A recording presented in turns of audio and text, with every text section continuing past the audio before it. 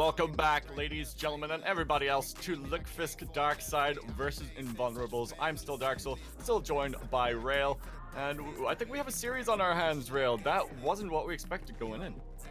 Yeah, it wasn't what we expected, and I was a little bit...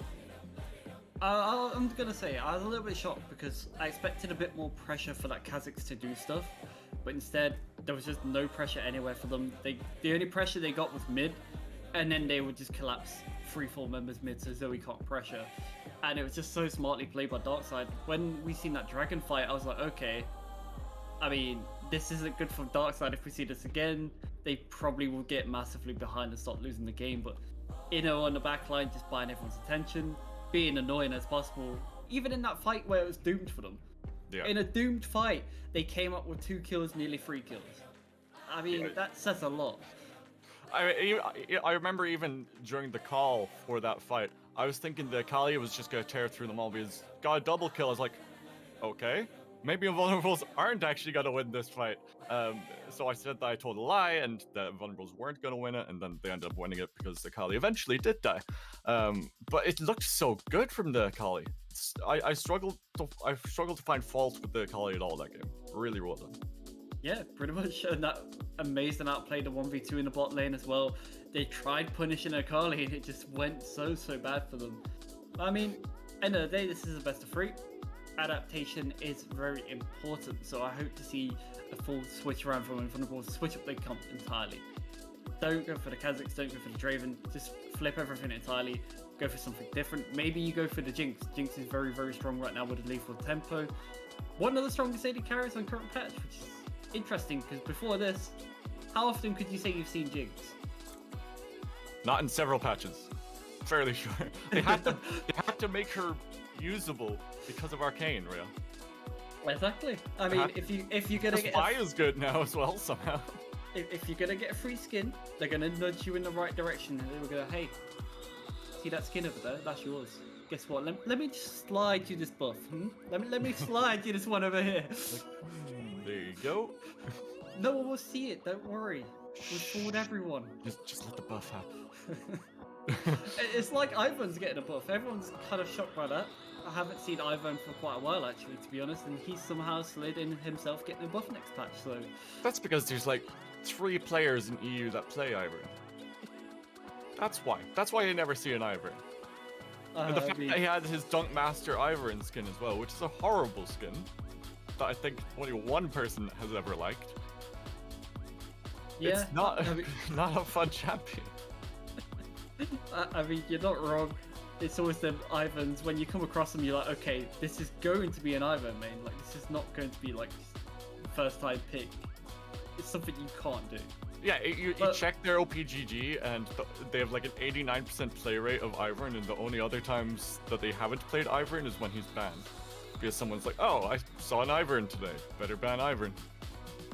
Well, talk about something you can't do. We can't actually see the same draft from Invulnerables. That's going to be sticking with me. Like, Zoe picked great. That's the best thing about the draft, what went well for you. Other than that, everything else has to change. You could do the Camille again. You could. But you have to ban the Akali second rotation if you're picking a Camille. It just proved you weren't able to match it. You went for something different. You tried the first strike, didn't work out for you. Have to go back to basics.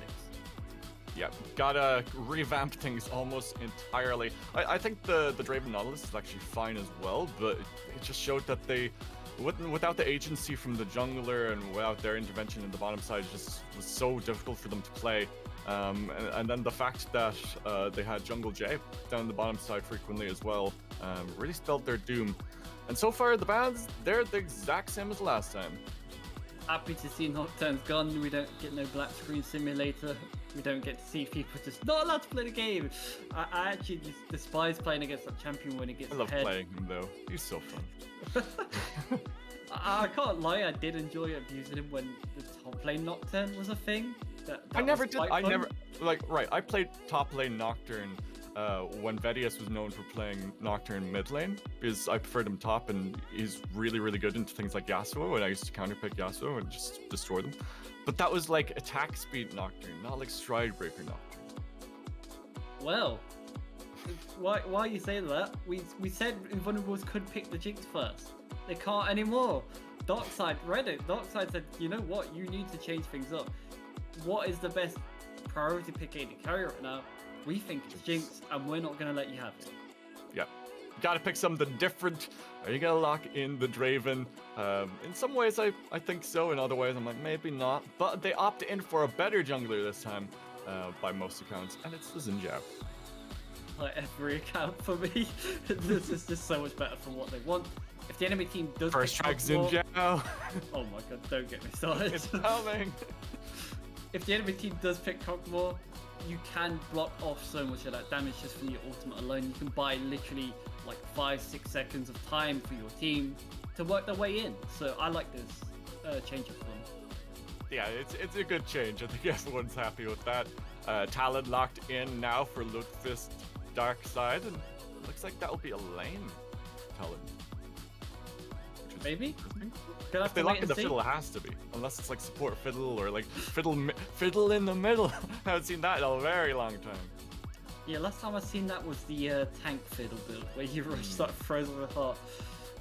Okay, fiddle side. Okay. Which is makes a bit more sense. Just as interesting, because you can adapt Xayah to what you want. You can still go attack speed Xayah with lethal tempo, or you can go this caster Xayah build with the Aerie and just absolutely choke people before they even get close. Yeah, I've seen where you just throw out your Qs, your E's, like, okay, no, they're just dead. Yeah, one tap. Can't do anything. You go to fancy mana relatively well into the Draven too. Yeah, very much so. I'm kind of shocked to see the Draven again, but I think that might be the Draven Shen bot lane. I think my eyes are deceiving me. They let the Kali through. And it was on a Kali again. Alright, fair enough. Maybe they have a better option this time around, because I do think that Shen will be going towards that bot lane. I think that makes the most sense. It's very good in the 2v2. We've seen it more bot lane than I have top lately. It's still good top, don't get me wrong. So from Finry, what I want to see actually is just him camp this bot lane. If you're gonna pick Draven, you have to get him ahead. Like otherwise, that's what we always expect from Finry. When you have Draven for Lunar, it's like, okay, just camp bot lane, set up your tent, get your marshmallows, you know, roast them over the fire. I mean, otherwise, if you're picking this Draven, you're just not gonna get value. And this is kind of your last chance. If you don't win this, this is your last chance. And you're going to go out 0-2 on Draven in the series if your jungler doesn't camp you. Not really what they want. The Draven main not getting to win at least one Draven game in this best of 3 would be really sad. Really sad. But, you know, the Kali was the shining light for Darkside in the last game, so we're expecting it to do great things here.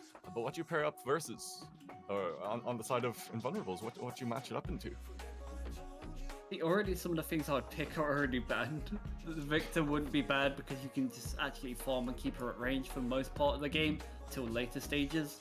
The Graze actually isn't that bad despite obviously Akali doing magic damage. Even if she did go for the Divine Sundra, you could just literally shove waves and be safe. That... Reed, please tell me that's Rail, Alawi isn't Alawi. Alawi isn't Alawi. Okay, I was like, there's no way we're getting Alawi. You don't give Inno. Okay. I was gonna say, you don't give Inno such a game on Akali to then be like, yeah, let's throw Alawi in here, but that makes sense. I'll give it to Leon. That would make me mad. I would actually be salty if they was just like, you know what? You know, you've had your one game on Akali, you're not playing it again. Sorry, Chief. No, not for you. You already had your fun. We're gonna give it to Furby instead. I'd be very surprised if we saw this Amumu locked in, to be honest. Could be a placeholder. I hope it's support Mumu. I hope it's placeholder. I really, really do. You're gonna take your headset off again. You're like, I'm getting up. Doesn't seem like it's a placeholder, so it looks like we probably will be getting support on Mumu with the Draven, which I don't really like here, especially into the Leona matchup. I actually really like Rel into that matchup. And I think that would fit with Draven quite well. It makes it very difficult for AD carry to play safe. Not only that, it also means that Rel can roam quite heavily. Yeah, which is what Rel really loves to do. Which, that's what kind of makes me sad about the Ume pick, but we'll wait and see what they do with it, because, again, they might be more practiced on this than we expect. They might actually be more comfortable on this. We've already seen the Nautilus didn't pay off that game. Gonna go for something different. It's gonna buy a lot of attention, this Ume. If it gets the right ultimate in a team fight, it can buy so much attention. That's exactly what I was going to say. The ultimate is exactly why, well, I'm assuming, exactly why they picked the Ume, because even in the Shroud, Akali will be hit by that ultimate with the tears as well, so it will make their lives that little bit easier, but only if you can execute it properly. Yep. And who says they're gonna get the chance to do so? They kind of got punished last bot lane. This time round, who's to say that Flukes and Kralix don't punish them again? They were up on CS in a lane they shouldn't be up on CS in. Like, it straight up is illegal for them to be up on CS into a Draven Nautilus lane. It shouldn't have happened. I mean, we even said it in Champion Select. It's like, oh, well, you know what? Zoe should have priority, which she did. Nautilus, Draven should have priority, which they ended up not having anywhere near enough priority, or having a gold lead in any part of the game. For me, a lot of the game, Kha'Zix was just kind of a little bit lost. Like, you pretty much pinpointed Zoe had priority. Nothing stopping them 4-man in bot. They did it once, then they didn't do it again. Like, You got one kill, they're like, nah, that's enough. Yeah, just repeat 4-man, 4-man, 4-man. Keep going bot lane with that 4-man. You have pressure mid. You're not killing Lulu. It just didn't make sense to me. But things have switched up. Interesting with this Jarvan pick. Yeah, I genuinely didn't even notice it because we're talking about the Mumu. The J4 mid. Yeah. I mean, I've played it, but I'm playing that in gold. I'm interested to see if this is going to be lethality or if this is going to be tanky. Because if that's lethality, it's very scary for Orianna to ever step up to even farm. Like, you can straight kill her level 2 if she missteps, and even if she flashes, you can you flash to follow her. So it's an awkward one, but also very easy to camp. Jarvan is very, very easy to camp. You can cancel his EQ quite easily other than other champions. So it's easy for people to fail it, surprisingly. If you throw it off by a little... That button doesn't press, Marcus. If you throw it off by a little smidge, sometimes it just doesn't connect. Sometimes, yeah. I think we've all done it. We've all done it. Played J4. I'm guilty, I can't lie. Like, sometimes I accidentally Q before my E, and then my E goes out after. I'm like, I'm just stuck here now. Just ignore me. Don't look at me. I'm not here. Don't look at me. I'm a monster. Yeah, no, that's how you feel. But I would love to see the lethality J4, but in other ways, I'm kind of like, you kind of need something that's a bit tanky to go with Leona, to have that backline access, and to just play the destruction game more than the kill pressure game. Also, I kind of want to see the attack speed Zaya in this game. I don't want to see lethality for the reason of, if Xin or Shen gets ahead, the lethality isn't going to burst them as much.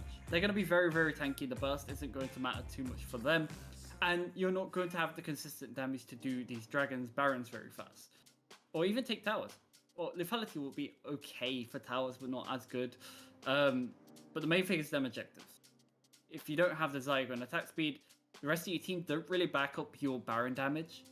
You have a Jarvan, you have an Akali, they're not the greatest. So that's the main reason I want that, but they might do lethality for lane. I hope not, but we'll see. Just play lethality for lane, sell all your items, then go crit after laning. It's Galaxy Brain, I'm telling you, it's the top tier strat. If only it was that easy. Imagine if it could. You just get full gold value back and you just completely change up your build. That would be terrifying. I'm just thinking, like, you could go so many top laners just straight into lethality and be like, alright, I've done my early game laner phase of using with lethality, I'm going to base, coming back with crit, what are you gonna do? Like, genuinely nothing, you couldn't do anything. But then you could like go early damage on like a jungler and then just opt in for late game tank. Yeah, or vice versa. Imagine support as well in that same value. You could go early damage, you could go full AP, you could go full AD, and champions Supports in my elo still go full AP, I'll have you know. Lux players. Support Lux. Yep. I like how we both taught Lux, but Morgana as well, brand support, always there. You know? Yep. So, Rail, very important question. Do you think the Darkside is going to win 2-0? Yeah. Alright, done. The stream is done. Broadcast, GG's. Game I'm over. not even gonna doubt it at this point, just from the draft alone. I think Draven doesn't get to play the game. Yeah. From the draft alone, there's nothing to protect Draven. No matter what you do, you could Shen ult him. He's going to get bursted. Like, if Jarvan hits EQ on him ever, he's dead. Doesn't matter if you Shen ult, he's dead. Like, there's so much dive to follow it. That's the worst part. Jarvan dive, Talon dive, Akali dive, Leona dive, and Xayah gets to sit safe because she's Xayah. It's so much which is able to jump onto the Draven that it just says you don't pick Draven in this draft. But She has her ult. She has her ult just for that added safety. Can't hit her when she's flying through the air. Yeah. Other than You're that, struggling for words right now. I just don't like that they picked Draven again. I get the reason because it is his main, it's his most comfortable champion. I just feel like there's needed to be something to adapt to. Rest of the team adapted quite well. I do like the Orianna and Xin. Does buy so much pressure in the backline. Them two combine so well together. And I've already talked about Xin just being able to buy time on his own as it is. Talk about a Xin with Orianna ball on top of him. That's going to buy even more time. And if you even wanted, you can Shen ult on top of that Xin and buy even more time. It just goes bit by bit. Unkillable. So, I mean, gonna have to wait and see. I'm just hoping for more agency funfinnery, to be honest. That's what I'm hoping for. Electrocute Jarvan. So, lethality? I assume lethality at that point if it's electrocute Jarvan. But, right. I think it's worth talking about at this point as we load up onto the Rift for our second game that it is Rainbow on the Talon with Ignite. And Smite. I just thought you can go Axiom Arc, Jarvan. You can generally go Axiom Jarvan with lethality here.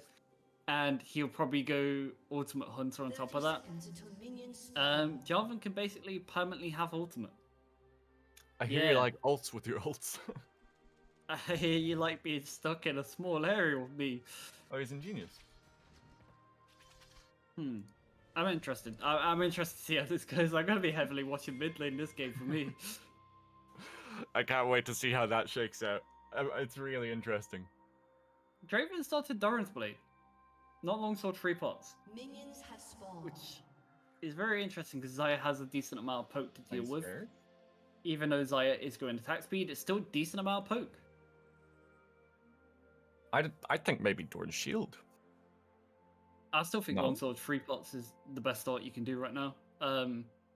Obviously, that longsword just builds into everything and anything for AD carries. Like, Yeah, true. you're never going to lose value in starting longsword. Have the early base. What's that? You got 400 gold? Nearly 500 gold? Vamp Scepter, baby! Like, time for sustain. Builds into all your mythic items, and it builds Exactly. into a lot of other items that you really love to have on your AD carry. So yeah, definitely agree with you on that one. Definitely a strong start, but Captain Careful gonna let the wave push in, just go poke out with the Q, just waiting for that level 2 power spike so he can go for an all-in or for just that extra damage with his E. I also just like that Kel said, I can't match Ino on Akali, so let me just mix it up and play something a bit more safer, a bit more protective in a way, and just go with something basic like the Shen. And even the Shen can block some of the Akali's damage with the Spirit's Refuge. It's going to be able to help him a fair bit in this matchup. And the fact that she doesn't have any CC to stop his ultimate is also, you know, a pretty good thing too. So you have to have the Leona or the J4, or even the Xayah to a certain extent, since she has her E pullback for the stun. Very much so. And we sort of see a little bit of the bullying come through, you know? Just have to actually manage that energy. I almost said mana for some reason. I don't know why that's in my head. No mana around here, and that's He doesn't have the mana. It's literally just an energy matchup. Get to see energy gap if one of them win, to be honest. Just hashtag energy gap. But we finally see Lunar having priority in the bottom lane. They don't have a CS advantage, but they definitely have the shove. Let's see how long that lasts. That's the interesting thing. 3 minutes. We'll see. Okay, 3 minutes from now. We'll keep our mind on that. We'll see how that goes. Shen right now, struggling quite heavily on pressure. We'll actually lose a fair bit of CS on the tower here. Not the easiest one to do it in the early game. And I like this. Look at this. 3 members rotating down to say, if you want to contest, Java's jumping on you, Akali's jumping on you, you have no freedom. But I'm glad Zinzar pathed correctly and pathed away from this. Didn't want to see him path towards the top side early. Does mean that they're just gonna trade Rift Skulls as Inno goes in, ducks on out, and just gonna dance around in the shroud, so they trade pretty much evenly there in the top side. Yeah, and this is the sort of pressure we wanted to talk about from Zin. And that's the engage coming in, force the flash out of Kralex there, and the heal and the flash from Floops. He's so low with the W, just enough to pick him off. I can't even lie, the Amumu had so much value there. The one Banjo's toss landed on Leona, flash. The second one landed on Xayah, flash, but she's already too low. And then they had the follow-up just on top. Just actually perfectly played. They knew Zin was still around the bot lane, but got punished for it. Ooh. That recall just on time, so the Xenoblade didn't connect. I have seen Xenoblades connect and just get a nice free transport to the enemy base and just die to the fountain. I saw that quite recently, actually. Not in game myself, but I saw a couple of clips on Twitter of it. It does mean that they will get the recall off. They back out, get the long sword for the Draven. They get the call for the Draven as well. So you know he's gonna cash that in eventually. Yep, gonna have decent sustain now and have decent damage. We want Xayah actually picking up the early boots, same for Leona. Wanted to avoid any of them roots from the Mumu, the stuns. I mean, definitely better from Fenrir already. But He's coming in. yeah, he's trying to find Oh, he him. smelled something. He felt it. He felt it in the force as he go back in. Fenrir doing a lot of damage, actually. The Orianna shield gonna help him out a decent amount. Uses that W just to get that little bit of movement speed. Will not hit with the wind becomes lightning. Rainbow will manage to get away. He didn't get anything for his troubles there. I think that's the most irritating thing for any jungler though. Even just the fact that Talon can walk in and potentially smite one of your accounts, just leave and just jump over 3 different walls, and it's like, okay, I can't follow 3 screens away, I'm sorry. He almost could have if he hit the wind becomes lightning, but you know, it doesn't do 3 screens away, maybe 2. No, but even if he does land that one, he jumps another wall. Yeah, that's true. But if you do manage to get your E off before he jumps, then you'll just follow him. Yeah, it's Right. quite a weird mechanic. I'm pretty sure you would. It's not like a Warwick Q. It doesn't fully follow through. Like, it'll stop at the first initial bit of damage. I guess it kind of depends on how it's buffered, really. Right, game state right now, fairly even across the board. Nothing standing out too much, kind of what we expected. We expected the pressure from Fenrir to go down towards our bot lane, and we expected Akali to get that early pressure over the Shen, and see that in the small CS lead.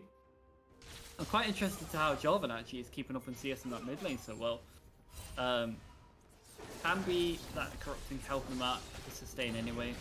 But also we haven't seen any big trades from either side just yet. Both have been fairly passive in the mid lane, which is not what I expected. I expected a lot more aggression from this Java mid lane pick, because this one caught us by surprise massively. And I would have expected a lot more use of the Orianna passive just to get the extra damage down. He has the range advantage, and in the early levels, it's just so obnoxious, that Clockwork Windup. Yeah, I agree on that. I'm very glad that Orianna does have that phase rush. We'll be able to keep them very safe. Kali does have the perfect execution here. Shen does have to be a little bit careful. Yeah, the Finry goes in when it becomes lightning. He'll go forward with the audacious charge, but the teleport is coming in as the shuriken flip is taken. The Drake will fall to the side of LDS. Is looking to engage here, but the teleport is being challenged on the other side. Stand United being used as well will just about get off, so he'll manage to survive as the shockwave comes through. Finry will manage to pick up the kill. Shuriken flip will not be enough to save his life. He's into the shroud. Use the audacious charge to close the gap, but one more hit will do it. The double kill for the Xin Zhao. Darkside had the right idea, but it just didn't go down well for them. The Akali took too much damage before the play even came off, and that already should have been enough to deter it. That should have been enough to say, no, I'm already 20%, we can't do this. But they still commit. They go for the Xin Zhao, which Xin Zhao is so strong right now. 3-0, just getting stronger and stronger by the second, and having that Shen'll available with the TP of Orianna coming through. Just so much pressure to collapse from Invulnerables. Get a couple of assists on your top laner and your mid laner, as well as all of that juicy gold onto Finry. And this is the proactive jungler that we know Finry is. He loves to play really aggressively. He likes to make these ganks happen, and it's really paying off for him in this game. Yep, meanwhile, Rainbow been a little bit quieter this game. Gonna try to take away some of Finry's jungle, but Finry doesn't really care that much, if I'm being honest, because champions like Xin Zhao don't need much gold to work. It's like Xin Zhao, Jarvan, these champions don't really need much, but gonna have to wait on that. Rainbow going over the wall, yep, will use the ultimate, but gets hit in the face with the bandage toss and flashes forward with the ultimate. Doesn't manage to find anything for his trouble. Floops and the rest of the team will have to back away as Orianna makes her way towards the bottom side. Will not manage to find anything. You burn 2 summoners for 1. I can't even lie, the Ume having value again as well. The Ume route lasted long enough for Talon to not even get close to the Draven. And we did talk about maybe they've practiced this a lot more, and it's showing that it's working off a lot better this game for them. Yeah, it really is. And I'm kind of surprised, since when we saw Mumu kind of be in the meta around Worlds, he really didn't have a good win rate. And now it's definitely paying off for them. It really didn't turn up good. Everyone's like, Amumu's so broken, and we've seen it lose games more and more. And when the bandage toss can just force a flash instantaneously like that, it's really funny to see. But then you also have another bandage toss waiting in the wings. Oh, we also never talked about the CS, by the way. Because quickly look at that bot lane. Yeah, I didn't even... Wait, was I right? I said 3 minutes. You were right. But who's not right is the Shen. Yeah, he's in a lot of trouble. The Ignite went down. He's just dead here. Rainbow picks up his first kill of the game. Actually, the first kill of the game for LDS. Yeah, the first thing they're able to find back. But meanwhile, 4 members in this bot side. Gonna be a very scary one. Zaya doesn't have ult, no flash either. Yep, 4 members down in this bottom side looking for a tower dive, but Captain Careful comes in just to try and give a little bit of a nuisance there as the teleport's coming in, being channeled onto the tower. Lonar picks up the first kill to fight, looking for something else. The Mumu goes in, uses the ultimate, will find Flute. He's just annihilated there. As you know, he's on the back line, he's so low. They're trying to find something else, something for the team. They only trade 1 for 3. So waiting under the tower, the rest of the team on the side of Invulnerables will just back away. Yeah, I think that's pretty much all you're going to get at this state. They managed to pull off the combo we talked about, the Mumu into the Orianna. They pulled that off very well, but Orianna didn't have any more mana to do damage in the fight. So Orianna ends up being the trade kill, which is pretty much all you could get as Darkside, sadly. It's been a little bit of a struggle for this game. The Jarvan pick hasn't paid off for them yet. It really has kind of just fell short. It's kind of just said, okay, we need a tank for this team comp. We need some initiation. And it kind of just feels like they've thrown Jarvan on it. He's not building tank. He's Iron Spike Whip and Fade. He's like, nah, I'm a carry. What are you talking about? Chaos Senpai, he's too pushed up. He has to use his flash to get to safety, and will just about manage to get away. Yeah, we're not seeing as much punishment in the top side as we did last game. And I'm actually surprised the Rift Herald didn't go down there. There's only a minute and a half left. You don't have much time to place it anywhere else. But We talked about 4-man in bot lane last game. Looks like they're going for it again. I think that is the formula to success, and you don't even get to use that Rift Herald Eye, by the way. Oh, there it goes. I was wondering, because it had about 3 seconds left, so I really thought that it did not go down, as Flukes has to use his ultimate to try and survive, but nope. Perfectly timed Orianna Shockwave will take him out as Finnery forces away the J4, doing so much damage with this Gore Drinker. Even with the wave there, it doesn't really matter. Lunar gets a little bit of extra money thanks to those tower plates going down too. Well, I think I cast a curse this game because I remember saying Darkside and Draven would get to play the game. Draven is 2-0 and just cashed in again, and Invulnerables are really running this show in game 2. Zinzao been a very big statement part of this, and it just looks like a different play on the Zinzao compared to what we've seen with the Kazakhs. Yeah, if you took the nameplates off for both of these games, you'd be like, okay, which team is which here? Because both are really showing their stuff. The first game heavily in favor of LDS, and then this game 100% Invulnerables are in the driver's seat. They'll give up the Drake, but that's it. A Drake and 2 kills. That's all they've given up so far. Right now, Invulnerables has a 3.4k gold lead. Now, 3.8 actually, sorry. It's getting further and further ahead in their gold lead. And I'm just happy that this time around they said, alright, I can sit Graven as Finry, but how about Loftician, you come with me, and we just don't let bot lane play the game. How about that? And that's just a statement of what they've been doing. Not letting this bot lane play the game. Xayah is 0-3. Gonna take a while to be relevant. Draven nearly 6k gold earned. Obviously that passive helping out with that as well. Yeah, the passive really putting in some work there for the side of Lunar. That means that he has free reign over this game, at least for the time being. Even with a 20, almost 30 CS gap between the 2 AD carries, he's just mountains ahead right now. Which dragon is next? Because that is a... Okay, I was gonna say because that is zoned out. I was like, I can't actually see it because they don't have icons for them yet. But yeah. do have When will they update spectator client? I wonder. Oh, they have the vision. Talon has to use his ultimate to get away. He will parkour away, but no! Oh, Zimbabwe! He gets the vantage toss, and Lunar cashes in again. That man just wants your bank account details. That's all he wants.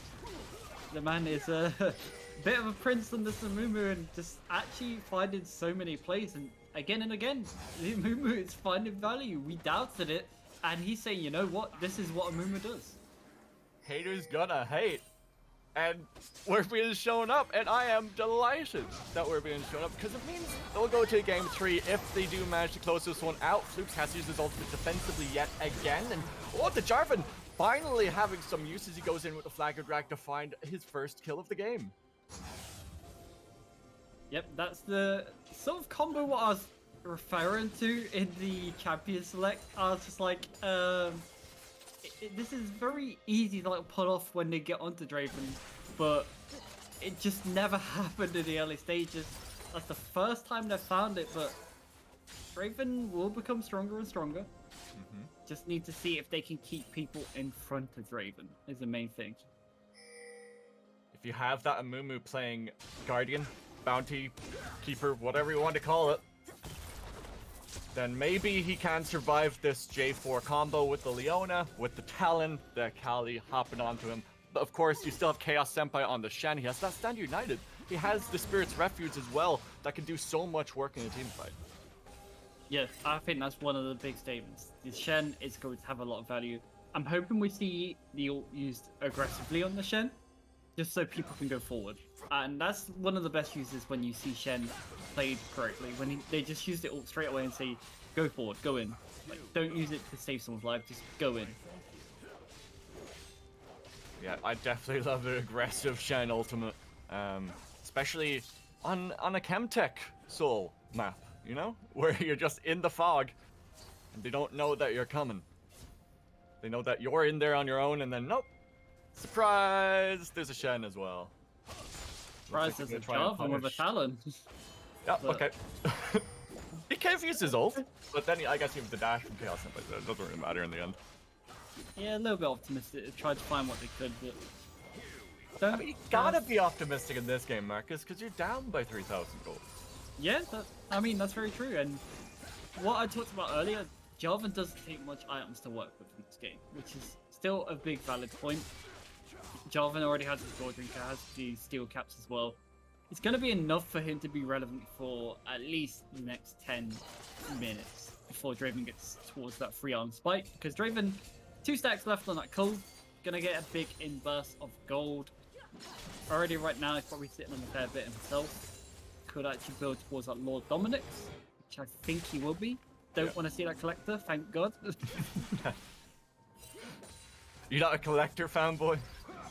I mold when I see people who play champions but just don't really use collector well. Like when I see collector on Caitlyn, I'm not a happy man. No. I've never seen collector on Caitlyn, but I guess I'm just usually there to carry and never build collectors, so you know. Bit better. J4 will have to piece out of his own jungle as Finry is he's just chilling there. Just the wind becomes lightning, goes forward with Audacious Charge, but doesn't have quite enough damage to finish him off solo. But that's a flash away from Leona Ultimate Zimbabwe. He's on his own as the turret will fall. Inno will go in, Inno will go out. Shutdown goal from the Mumu goes over to Floops. We're looking for even more here as the Shroud is used. They're looking for it to re-engage, but in comes Finry as well. He can try and defend as much as he can. Lunar, look at the shielding from the Stand United. Just does so much to dissuade them from the fight. Inno quite low here as to prepare for the Drake dance. The Rain Boy, he goes in, has to use his ultimate just to buy a little bit of space. The shutdown gold will go over, but they get one back. Loftition will eventually fall. The J4 picking up yet another kill as Chaos Senpai.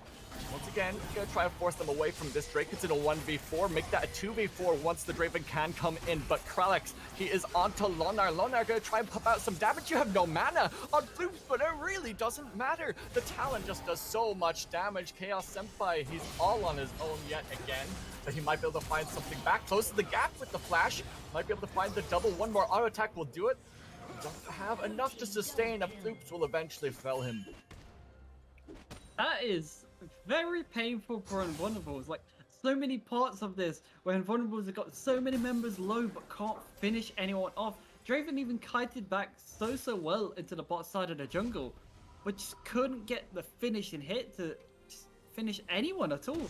Orianna got a 3-man shockwave, but it didn't matter. I feel like Darkside played that fight so well into saying, okay, we can play it slow, just regroup, re-engage, wait for cooldowns, play it slow. And it showed bit by just Darkside synergy as a team in team fights is really good. It was so sloppy for both teams.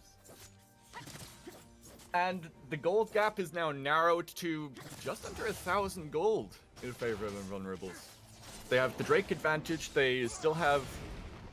Actually, they're even on towers, pretty sure. I can't really see the tower behind the Draven, but yeah, they're up a little in towers, let's say, by 1 tower. It's not that much of an advantage. Not as much as you did earlier. Yeah, which means we won't be seeing objective bounties. The gold isn't too much apart, so we won't be seeing objective bounties at all. We didn't see them last game either, funny enough, which is very good. When they first came out, they were very broken, and it felt like you got punished for being ahead or punishing a counter match or punishing an opponent. Well, looks like they're just gonna trade tier 1 tower for tier 1 tower. The Floops will get the last little bit damage needed on that tier 1 in mid. They will crack open the map, a sizable amount thanks to the objective take. It means that they can prepare this vision around the Baron. Yeah, won't be trade for Darkside actually comes out in their favor. Good, Orianna Shockwave defensively. Rainbow taking so much damage as the Stand United comes through the taunt. We'll find him. A couple of more auto attacks will finish him off. The Zimbabwe import. He'll just buy so much space, but it's not quite enough. Ino will finish off Loftition, but can he get away as the taunt will come back down for the double for the Shen? Finry has to flash to get to safety. They didn't expect the Shen again. They went for Orianna. Shen having value again, coming through with the save, and managed to turn it on its head. And Zimbabwe finding route after route in this game. They just flanked completely around him. He's chilling by the Baron. He's like, you know what? I can just recall here. You guys aren't gonna aggress on me. You're not gonna go on me. And then, nope. He's just punished for his over-positioning or mispositioning, whatever you want to call it. It means that they can take the Baron. I say that, but then they back off. J4 is just too beefy. He has too much damage. They're too scared. Rainboy is still alive, and I mean, we're rotating around for this. There's now no Shen ult available. Okay, they're gonna have to TP to save them. Yeah. So, I'm interested if Spectator shows it. Can we see how much Even Shroud has boosted damage in this game? Does Spectator actually show it? Because it doesn't show first strike yet. It doesn't show how much gold is earned from that. How much damage? Even Shroud damage producing. Even Shroud is the tank item that Mumu has. 326. Because not as much as I thought it has. Like, so far the Mumu's been hit bind after bind, and I was like, okay, it's probably a sizable amount of damage, but fortunately not too much yet, but haven't seen too many multi-man ultimates from a Mumu yet. Not yet, but you know, the night is still young. 24 minutes into the game. Games have started to go a little bit longer in recent times, especially with, you know, the bounties coming in, the objective bounties. But now it looks like they are once again going to prepare this Baron with some vision. Zimbabwe import looking to get rid of all the vision that they just got themselves, and gotta say, that's exactly what we expected of them. Oh yeah, I completely forgot about Turbo Chem Tank's change, by the way. So it grants legendary items 5 ability haste, 50 health, which ability haste on a Shen for free is so good, which means more Shen ultimates. Obviously, it already means gives you that gap closer because it gives you that 40% movement speed increase, which then will lead to a slow, which already speaks for itself. Gonna be able to stick on top of people. Has double slow now because has Arinze his own. He does indeed, but can he use it in a team fight without being punished? That's what we have to ask ourselves as they once again back away from the Baron. 20 seconds until the next Hex Tech Drake. As the Demacian Standard gets thrown out just for a little bit of vision, as both teams rotate all the way over towards the Drake pit. Early priority is given over to the side of LDS. So split up. Look at this. They're all spread out apart. He's just looking for a flank here. Can they find it? Oh, misses the ultimate from the Leona. That means that it could be a disaster for them in this team fight as the health bars just completely melt. Inno doing as much as he can, but the Xinjiao will do even more. Finds the double. The taunt comes back down. The shutdown once again for the double onto Chaos Senpai. It looked good in the beginning, but LDS once again lose the team fight. They made it too obvious what they were going for. They just split up, like, they literally split like the Red Sea. They just sort of like, I'm going this way, I'm gonna go back, I'm gonna throw a Kali to the left. Oh guys, I think they're seeing a Kali go to the left because Zimbabwe Import sniffed it out straight away and said, alright, I'm gonna stun up these two members. Didn't catch a Kali, unfortunately, but they had the Shen ult available. They had so much safety to say, you can try jump on Draven, but it's gonna cost you.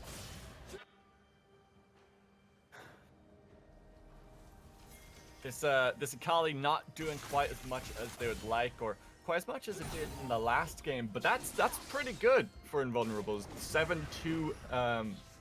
7-2 Shen really putting out the damage and just preventing all of this damage from going onto the Draven and Orianna. I'm very interested to see Shen's damage after this game because he has done bits. He's been getting a lot of my mind's just gone blank. I can't remember what it's called now. His Shen's Q. He's been getting off a lot of damage in the back line, and he's been getting the blade pulled through a lot of people, so getting that extra attack speed and % health damage on top of that. So far, Jarvan actually has been okay in these team fights, but they just haven't had the consistent damage to be following up. Not nearly as much damage as they would like. 2 items now on the J4. Will survive a little bit longer thanks to that Sterix Cage, but I'm not sure really what impact it will have in a team fight or whether it will allow them to actually start winning these team fights. Yeah, this out as well. Finri has just literally been unleashed in this game. Looks way more comfortable. And it's just honestly been such an annoyance for the enemy What team. is that spam pinging? Okay, he just disappears. He genuinely just disappears. Draven's not going to head straight to the bank with that. He's just going straight to the Baron. And Man United is being used if they try to go onto the Xin, but the Xin goes straight onto you instead. Perfectly timed with the taunt there, just to punish Floops. He used his ultimate, he didn't use his flash, he does not manage to get away, but J4, he's locked in, even near his own tower, just cannot do anything. I mean, Akali will go down. Lonar gonna take this tower with the rest of his team, and that means they can go straight to the Baron. that was such a desperation play from LDS. They thought they could jump onto a Xin Zhao. This Shen in the game. Zhao. Already bad enough this is a Xin Zhao without Shen. And then Shen just makes it 2 times worse. Just trying to stop any attempt of a steal. It's not jungle Jarvan, so Feel it, you have Smite. I mean, we've seen crazy things, right? We have. But I mean, if Finry doesn't smite it, then yeah, it's trolling. I've seen Janus steal Barons, so I've seen Lucian W steal Baron. And that does like worse? 40 damage. which is worse? Though, 'cause I've seen a Janus tornado, and that is so telegraphed. Like, it's just such a wind-up, and you can see it from fog. I don't know, actually. Anyone else got one of the worst ones? Tell me if you got any bad Baron steals. Like, Yeah, what's say- the worst say it one in you've the lost chat. it to? Right now, awkward state for LDS. They're trying to find ways back in, they're trying to find picks, but so far Invulnerables have been really playing team fights well in keeping the Ume-Ezeoke even just for the Akali at some points. Just like that last fight, Akali wasn't allowed to kill Draven just because Ume-Ezeoke was sat there with ultimate saying, as soon as you use an ability, I'm stunning you. Yeah, it's like we said just coming out of Champions, like that's why you picked the Mumu. Just to lock down this Akali. She can't do anything because even in the Shroud, the Mumu ultimate is so big that you just lock her up completely. She can't do it. Very true. Very, very true. Nice. Kind of, on your Draven.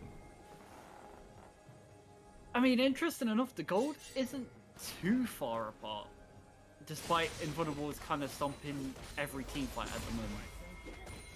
Which, compared to last game, comparing the gold of what LDS had to Invulnerables, might have to wait on that one because we have a pretty much a 5-man flank behind. They're searching for him. You have the Stand Unite available if you want to use it, pushing onto that tier 2 tower in the top side, but Rainbow, he's already gone, he's down, he's dead to rights there. They will trade one back so far as Chaos Empire zoom on in. He's gonna finish him off. Kralix, he's in no man's land there as, you know, he's just left on his own too. He cannot do anything on his own. He's gotta be bopped by Chaos Senpai, finished off, and they looked for the fight, and they got punished for it. It was an interesting fight, to say the least. That 5-man wrap around directly behind, which means that the Baron minions can actually do work in that team fight. And not only that, they keep the wave alive so they can keep the pressure going. And honestly, there's nothing stopping them end the game here. They can 100% end the game here. And Orianna is going to take the Drake soul just for good measure. You know what? Icing on the cake. I think they are. Just go back off, use that Baron-empowered recall and the Baron wave to push. And, you know, play this one by the numbers. They want to close it out in style. That is a terrifying soul to play against, honestly. I've played it on Caitlyn, and I was behind, actually. I was only just approaching my 3rd item, because I'm not even going to lie, I'm not even going to sugarcoat it. I got Giga Stomped.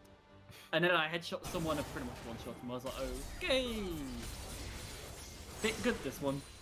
And Yep. we might be able to see it from Draven's perspective of how much damage he'll pump out just with the extra buff of that dragon. Have to wait and see as Finry will go in. He's on his own. Amumu is nearby. We'll pop the ultimate just to stop those auto attacks coming in from Floops. As the rest of the team will just push in mid. It looks like they just don't want to make the error right now in Vulnerables. They're just going to wait to see if they can pick someone off. If not, they're going to just wait for the Baron, which is 2 minutes away. So, I mean, the only downside is Lightside are going to collect a fair bit of CS from this. And have a bit of time to clear out some of this jungle vision, which is going to help them out a fair bit. The collapse? Not gonna find it, but super minions are pushing in the bottom lane, and so is the Shen. Finny will go in onto Captain Careful. Doesn't have enough damage to burst him down, as the rest of the team will start to follow up. But once again, super minions are onto the Nexus towers, as Inno, he's gonna be polished off by Lonar. And the rest of the team, they're looking to go in.